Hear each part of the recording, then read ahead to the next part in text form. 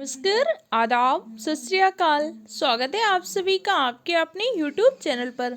आप सबके एग्जाम के लिए जीके जीएस के एक बहुत ही महत्वपूर्ण टॉपिक है।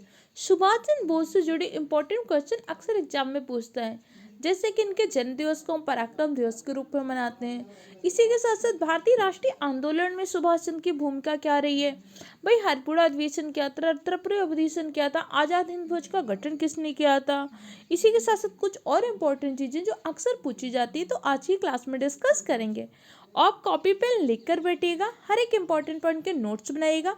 कोई दिक्कत कन्फ्यूजन है तो कमेंट सेक्शन द्वारा पूछ सकते हैं। तो चलिए अपनी क्लास को स्टार्ट करते हैं। सुभाष चंद्र बोस, जिन्हें हम नेताजी के नाम से भी जानते हैं, इनका जन्म हुआ था 23 जनवरी 1897 के कटक उड़ीसा में। सुभाष चंद्र बोस के जन्म दिवस को 23 जनवरी को हम पराक्रम दिवस के रूप में भी मनाते हैं। अभी हाल ही में हमने क्या किया, कर्तव्य पथ में जिस पथ का नाम पहले क्या था, राजपथ था, अभी राजपथ का नाम बदल कर क्या कर दिया गया, कर्तव्य पथ। कर्तव्य पथ में हमने सुभाष चंद्र बोस की प्रतिमा भी लगाई है। इसीलिए ये चीजें आपके करंट के साथ से स्टैटिक जीके से भी जुड़ी हुई है। सुभाष चंद्र बोस के पिता का नाम था जानकीनाथ, जिनकी माँ का नाम था प्रभावती जी। इनकी पत्नी का नाम था एमिली शिंकल। इनकी पुत्री थी अनीता बोस। वो आपके लिए इम्पोर्टेंट नहीं है। आपको क्या याद रखना है कि भैया इन्होंने क्या किया था, 23 जनवरी को इनके जन्म दिवस को पराक्रम दिवस के रूप में मनाते हैं। सुभाष चंद्र बोस के राजनीतिक गुरु कौन थे, चित्तरंजन दास। चित्तरंजन दास का आपने नाम सुना है, बिल्कुल सुना होगा। 1923 में चित्तरंजन दास और मोतीलाल नेहरू ने मिलकर एक पार्टी बनाई थी, स्वराज पार्टी। सुभाष चंद्र बोस के राजनीतिक गुरु कौन थे, चित्तरंजन दास सुभाष चंद्र बोस के राजनीतिक गुरु थे। इसी के साथ साथ 1919 में आईसीएस की परीक्षा भी उत्तीर्ण किया था। ये आपको याद रखना है। इनके कुछ प्रसिद्ध नारा थे, तुम मुझे खून दो मैं तुम्हें आज़ादी दूंगा। दिल्ली चलो का नारा भी किसने दिया था, सुभाष चंद्र बोस ने दिया था। इसी के साथ साथ सुभाष चंद्र बोस ने 1938 का कांग्रेस का हरिपुरा अधिवेशन हुआ था। 1938 के कांग्रेस के हरिपुरा अधिवेशन की अध्यक्षता किसने किया था, सुभाष चंद्र बोस ने किया था। इसी के बाद क्या होता, 1939 का त्रिपुरी अधिवेशन होता है। त्रिपुरी अधिवेशन में चुनाव में दो व्यक्ति खड़े होते हैं, सुभाष चंद्र बोस और पट्टाभी सीतारामैया। अब सुभाष चंद्र क्या होते हैं, चुनाव जीत जाते हैं, पट्टाभी सीतारामैया चुनाव हार जाते हैं। जब पट्टाभी सीतारामैया हार जाते हैं तो पट्टाभी सीतारामैया की हार को महात्मा गांधी अपनी हार बताते हैं। इसके बाद क्या हुआ था, 1939 के त्रिपुरी अधिवेशन से सुभाष चंद्र बोस ने इस्तीफा दे दिया था। इनके इस्तीफा के बाद डॉक्टर राजेंद्र प्रसाद ने त्रिपुरी अधिवेशन की अध्यक्षता किया था। तो कांग्रेस का एकमात्र अधिवेशन जिसकी अध्यक्षता सुभाष चंद्र बोस ने किया था वो था हरिपुरा अधिवेशन। हरिपुरा अधिवेशन कब हुआ था, 1938 में। त्रिपुरी अधिवेशन की अध्यक्षता किसने किया था, त्रिपुरी अधिवेशन की अध्यक्षता किया था डॉक्टर राजेंद्र प्रसाद ने। त्रिपुरी अधिवेशन का चुनाव कौन जीता था, सुभाष चंद्र बोस। सुभाष चंद्र बोस ने किसको पराजित किया था, पट्टाभी सीतारामैया को। इतनी बात आपको समझ में आई कि नहीं आई।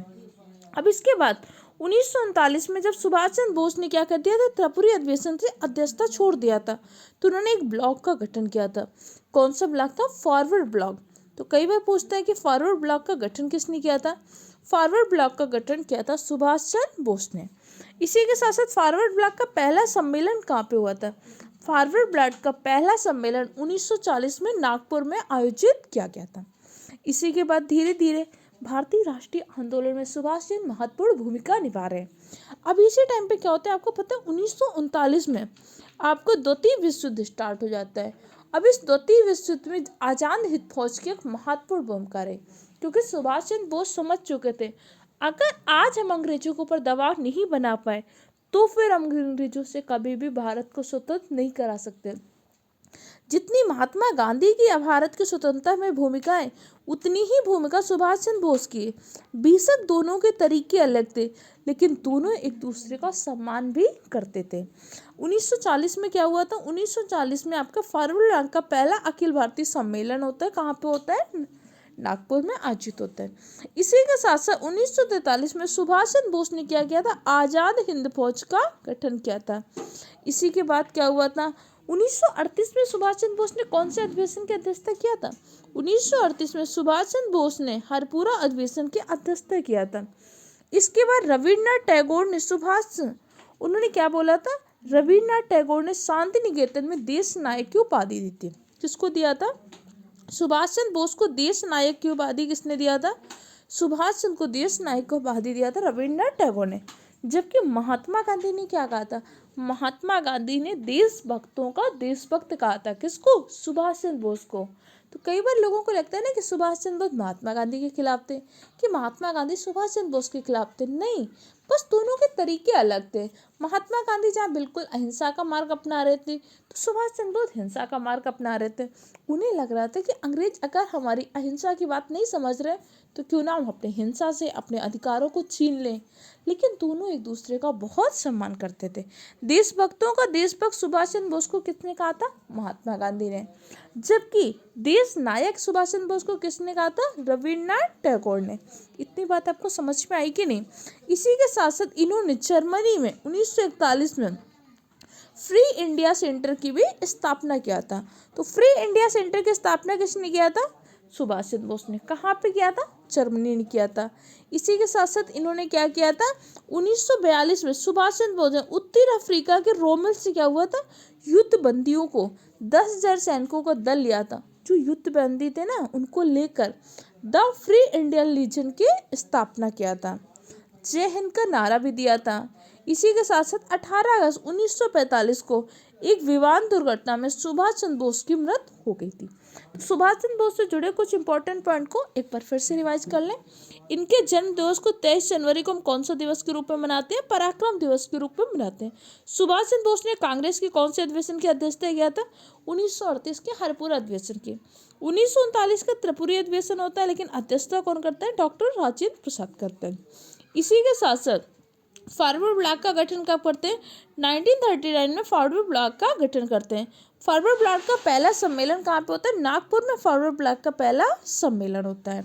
द फ्री इंडिया सेंटर की स्थापना किसने किया था? सुभाष चंद्र बोस ने किया था 1941 में। सुभाष चंद्र बोस ने क्या किया था? आज़ाद हिंद फौज का गठन भी किया था 1943 में। इतने सारे पॉइंट को याद रखिएगा। कोई दिक्कत, कोई कन्फ्यूजन हो, कमेंट सेक्शन द्वारा पूछ सकते हैं। और कोई भी कन्फ्यूजन हो, कोई ऐसा टॉपिक हो ना समझ में आ रहा हो, कमेंट सेक्शन में लिख सकते हैं। मेहनत करिए, अपने माता पिता का नाम रोशन करिए, समाज में एक अच्छे नागरिक बनिए, योग्य नागरिक बनिए।